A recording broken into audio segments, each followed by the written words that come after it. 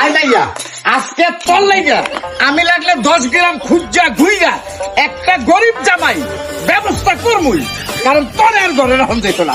আমার অনেক সয় সম্পদ, খাবো কেনা গরিব জামাইটা বাড়িতে রাখবো, কামে লাগবো।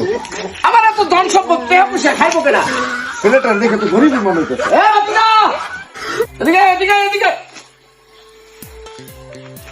হ্যাঁ চাচা, এই তুমি কি গরিব? তুই বেড়া আমি গরিব, আনে বাপ গরিব, আপনার মা গরিব, আপনার সদ্য গোষ্ঠী খারাপ তবেন, মামা তবেন, বাড়ি ভাড়াটা যা আছে হাতন গোষ্ঠী গরিব। আমার গরিব কোন বেড়া? আমার বাপের কি কম আছে নাকি বেড়া? আমার বাপের 5 তলা বিল্ডিং আছে, এই যে খেত কাজ করে দিয়েছি, এটা কামলার আর কামলা দেখতাম যে কাজ ঠিকঠাক মতো করে নাকি। আমার গরিব কোন বেড়া? লোক পাইছেন না বেড়া? আচ্ছা বুঝছি, আসলে ঘটনা হলো কি, এই যে আমার মাইয়ার আছে না, হ্যাঁ বিয়া দিতাম আর কি, একটা গরিব জামাই বুঝতেছি। আচ্ছা ঠিক আছে যাই। আবু চলো চলো। এই এই সেরা তুই আমার পাও ধরে বই রয়েছিস, কেমন লড়তে পারতেছি না।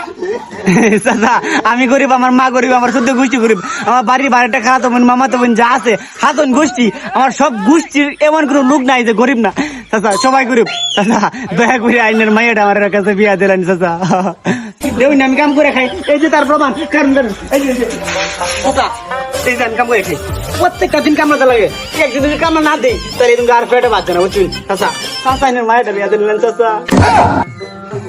এই পোলা যা যা, তুই খারে মিশা কথা কস, বইও মিশা কথা কস। তোর মতো পোলার কাছে আমার মাইয়া বিয়ে দিতাম না।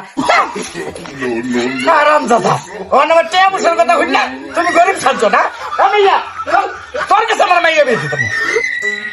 ইসিরে কি ধরে খাইলাম রে, টাকা মরে গিয়া এত সুন্দর মাইয়াটা বিয়া করতাম না। সয় সম্পত্তি কতগুলো আছেন রে, বিয়েটা করলে কামাই গুলো হলে